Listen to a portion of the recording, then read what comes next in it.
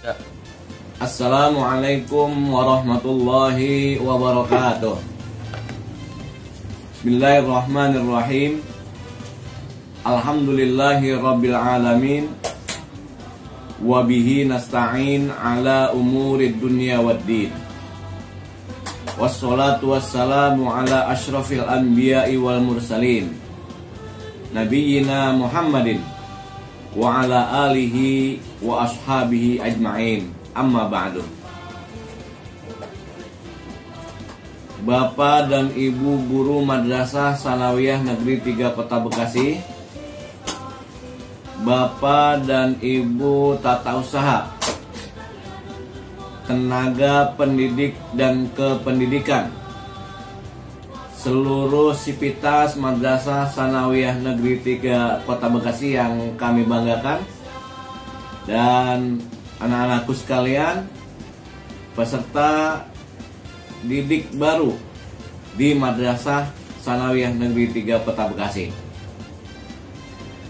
Saya Wahid Ali, Kepala Madrasah Sanawiyah Negeri 3 Kota Bekasi, pada kesempatan masa pengenalan lingkungan sekolah yang di madrasah disebut matsama, masa ta'aruf siswa madrasah, sebagai masa pengenalan lingkungan madrasah kepada kalian sebagai peserta didik baru di madrasah.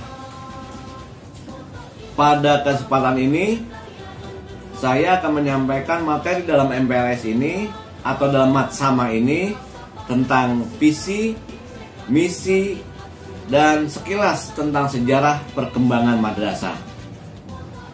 Visi, misi MTS Negeri 3 Kota Bekasi, dan sekilas tentang sejarah perkembangan madrasah. Anak-anakku sekalian, madrasah itu bahasa Arab. Padanan katanya dalam bahasa Indonesia itu artinya sekolah. Jadi madrasah itu sekolah. Ada sekolah dasar, ada taman kanak-kanak, bahkan taman kanak-kanak dalam dunia pendidikan Islam disebut Raudatul Atfal. Ada sekolah dasar dalam pendidikan Islam disebut Madrasah Ibtidaiyah. Ada SMP. Di madrasah disebutnya Madrasah Sanawiyah. Ada SMA, berarti Madrasah Aliyah. Kalian peserta didik baru ini adalah pelajar Madrasah Sanawiyah, sekolah di Madrasah Sanawiyah. Tentang sejarah munculnya madrasah di Indonesia. Tampaknya kehadiran madrasah sebagai lembaga pendidikan Islam paling kurang memiliki latar belakang, di antaranya sebagai berikut. Pertama, pendidikan madrasah itu sebagai manifestasi dari realisasi pembaharuan sistem pendidikan Islam. Madrasah sebagai usaha penyempurnaan terhadap sistem pesantren ke arah suatu sistem pendidikan yang lebih memungkinkan lulusannya memperoleh kesempatan yang sama dengan sekolah umum. Misalnya, kesamaan kesempatan bekerja dan kesamaan perolehan ijazah. Madrasah karena adanya sikap mental pada sebagian golongan umat Islam, mungkin khususnya santri, yang terpukau pada barat sebagai sistem pendidikan mereka. Dan selanjutnya, madrasah sebagai upaya untuk menjembatani antara sistem pendidikan tradisional yang dilakukan oleh pesantren dan sistem pendidikan dari hasil akulturasi. Pada mulanya pendidikan Islam dilaksanakan di surau-surau dengan tidak menggunakan sistem klasikal. Tidak pula menggunakan bangku, meja, papan tulis, dan lain sebagainya. Biasanya hanya duduk bersila saja. Kemudian mulailah terjadi perubahan sedikit demi sedikit, perkembangan dari masa ke masa sampai sekarang ini. Madrasah pada masa penjajahan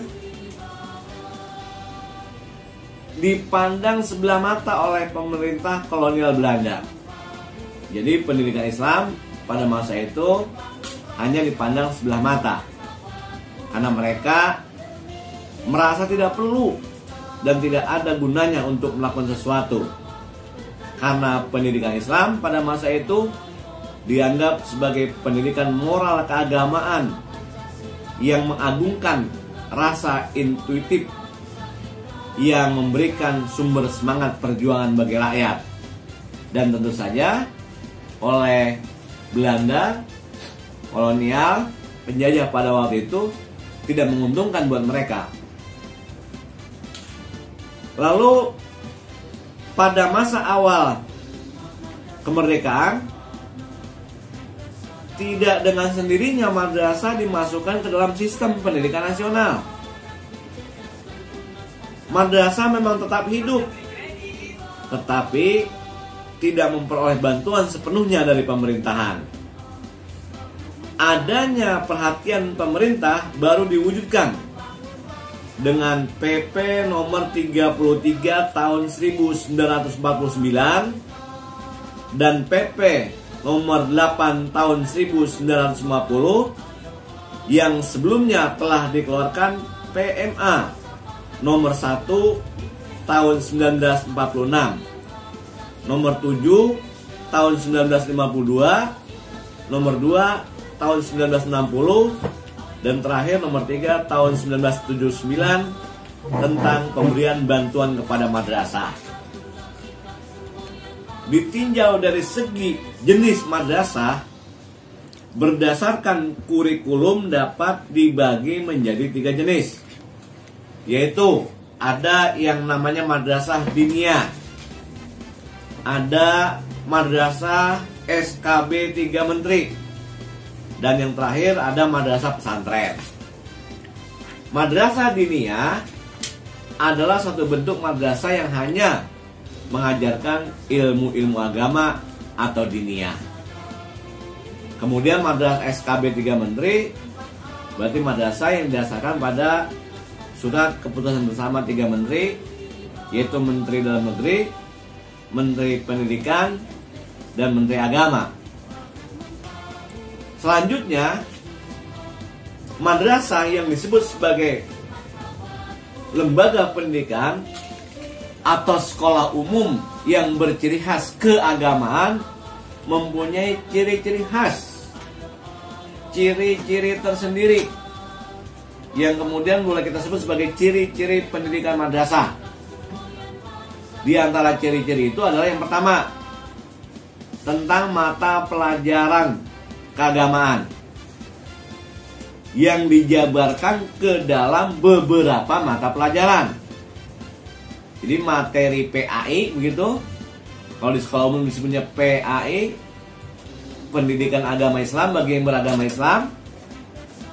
Di madrasah, komponen PAI ini dijabarkan ke dalam beberapa mata pelajaran, yaitu mata pelajaran Al-Quran Hadis, mata pelajaran Akidah Akhlak, mata pelajaran Fikih, mata pelajaran Sejarah Kebudayaan Islam yang sering disingkat SKI, dan ada mata pelajaran Bahasa Arab. Sehingga boleh dikatakan mata pelajaran PAI-nya itu lebih lengkap, lebih banyak. Lalu ciri yang kedua, suasana keagamaannya. Suasana kehidupan madrasah yang agamis. Adanya sarana ibadah. Penggunaan metodenya yang agamis dalam penyajian bahan pelajaran bagi setiap mata pelajaran, yang memungkinkan dan kualifikasi guru yang harus beragama Islam dan berakhlak mulia. Lalu ciri berikutnya, di madrasah para siswi pelajar putri memakai jilbab, kerudung, dan siswanya memakai celana panjang. Sedangkan pada sekolah non madrasah para siswinya memakai baju rok dan siswanya memakai celana pendek untuk tingkat SLTP. Sedangkan pada tingkat SMU siswanya memakai celana panjang dan siswinya memakai baju rok dan boleh juga memakai kerudung. Dan pada saat sekarang ini siswi SMP pun memakai rok panjang, ada juga yang berjilbab, berkerudung, ada juga yang tidak. Tetapi untuk madrasah semuanya harus berkerudung untuk putri dan memakai celana panjang untuk putra. Di madrasah ini salah satu ciri juga nih. Apabila siswa-siswinya berjumpa dengan siswa-siswi lain atau berjumpa dengan guru, dengan kepala sekolah, kepala madrasah, berjumpa dengan tenaga kependidikan lainnya, berjumpa dengan sesama warga madrasah, mereka akan saling mengucapkan salam, Assalamualaikum. Sedangkan di sekolah non madrasah, ucapan salam itu bisa bermacam-macam. Ada selamat pagi, selamat siang, selamat sore, dan ada juga yang saling mengucapkan Assalamualaikum. Madrasah terbagi menjadi beberapa jenis atau jenjang. Yang pertama disebut Raudatul Atfal atau taman kanak-kanak. Yang kedua Madrasah Ibtidaiyah atau sekolah dasar. Yang ketiga Madrasah Sanawiyah atau SMP. Yang keempat Madrasah Aliyah atau SMA. Dan kalian, anak-anakku sekalian, sekarang ada di Madrasah Sanawiyah. Berarti kalian sebagai pelajar Madrasah Sanawiyah, lebih khusus sebagai pelajar Madrasah Sanawiyah Negeri 3 Kota Bekasi. Maka Bapak mengucapkan selamat datang di Madrasah Sanawiyah Negeri 3 Kota Bekasi. Kamu akan dilayani ya oleh 59 guru dan 18 tenaga kependidikan yang terdiri dari tata usaha dan juga petugas kebersihan dan keamanan yang semuanya adalah warga Madrasah Sanawiyah Negeri 3 Kota Bekasi. Kalian akan mendapatkan layanan pendidikan, layanan akademik dan non-akademik, dan layanan bimbingan dalam belajar. Maka wajib bagi kita semuanya untuk bersyukur kepada Allah Subhanahu wa Ta'ala bahwa kita dipertemukan di Madrasah Sanawiyah Negeri 3 Kota Bekasi. Madrasah Sanawiyah Negeri 3 Kota Bekasi sebagai lembaga pendidikan dasar, bagian dari pendidikan dasar 9 tahun, perlu mempertimbangkan harapan siswa, mempertimbangkan harapan orang tua murid dan masyarakat pada umumnya.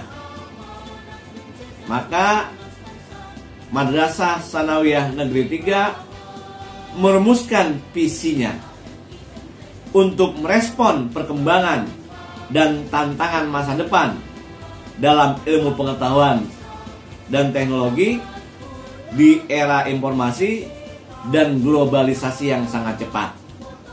Maka visi dari Madrasah Sanawiyah Negeri 3 Kota Bekasi adalah unggul dalam ilmu, mulia dalam akhlak. Sekali lagi, unggul dalam ilmu, mulia dalam akhlak.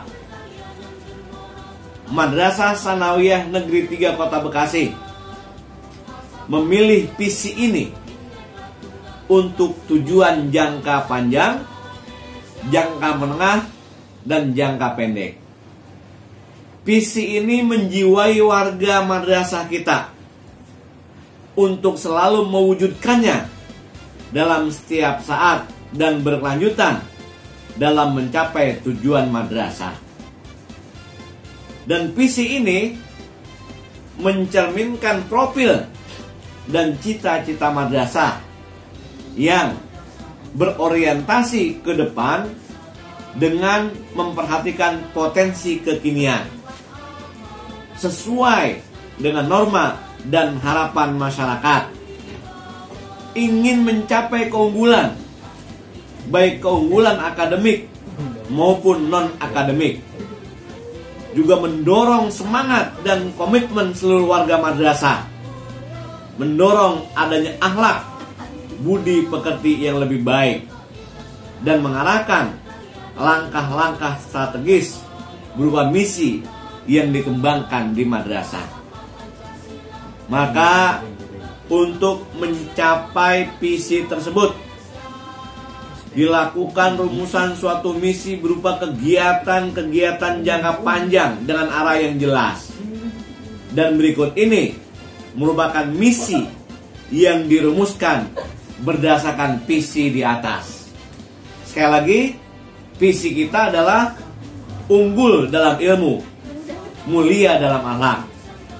Dan misinya adalah 1. Melaksanakan pembelajaran yang efektif, kreatif, inovatif, dan menyenangkan bagi guru dan siswa tentunya berdasarkan kurikulum yang berlaku, kurikulum tahun 2013. Yang kedua, misi kita adalah menumbuhkan semangat dan motivasi mendalami bahasa asing, yaitu bahasa Arab dan bahasa Inggris, sehingga diharapkan bahasa asing yang bahasa Arab dan bahasa Inggris itu tidak lagi menjadi asing, bahkan menjadi bahasa dalam keseharian kita di dalam berkomunikasi. Yang ketiga, mendorong siswa mengenali potensi diri agar dapat menumbuhkan semangat untuk berprestasi. Yang keempat, misinya adalah menumbuhkan semangat beribadah dan berakhlakul karimah bagi semua warga madrasah. Lalu yang kelima, menumbuhkan semangat bekerja dan semangat memberikan pelayanan secara profesional, transparan, dan akuntabel. Anak-anakku sekalian, sebagai warga Madrasah Tsanawiyah Negeri 3, tentu kita akan bersama-sama menjalankan visi dan misi kita. Di setiap kerja komunitas pendidikan, kita selalu berusaha untuk kerja secara profesional, saling menghormati, saling mempercayai, dan tetap menjaga hubungan kerja yang harmonis dengan berdasarkan pelayanan prima, kerjasama yang dilandasi dengan nilai-nilai Islam. Maka penjabaran dari misi di atas itu meliputi 1. Melaksanakan pembelajaran dan layanan bimbingan secara efektif sehingga setiap siswa berkembang secara optimal sesuai dengan potensi yang dimilikinya. Kedua, menumbuhkan semangat keunggulan secara intensif kepada seluruh warga madrasah. Dan yang ketiga, mendorong dan membantu setiap siswa untuk mengenali potensi dirinya sehingga dapat berkembang secara optimal. Yang keempat, jabaran dari misi itu adalah menumbuhkan dan mendorong keunggulan dalam penerapan ilmu pengetahuan, teknologi, dan juga seni. Yang kelima, menumbuhkan penghayatan terhadap ajaran Islam dan budaya bangsa sehingga terbangun siswa yang berkompeten dan berakhlak mulia. Dan selanjutnya, mendorong lulusan yang berkualitas yang berprestasi, yang berakhlakul karimah, akhlakul mahmudah, budi pekerti yang tinggi, dan bertakwa kepada Allah Subhanahu wa ta'ala.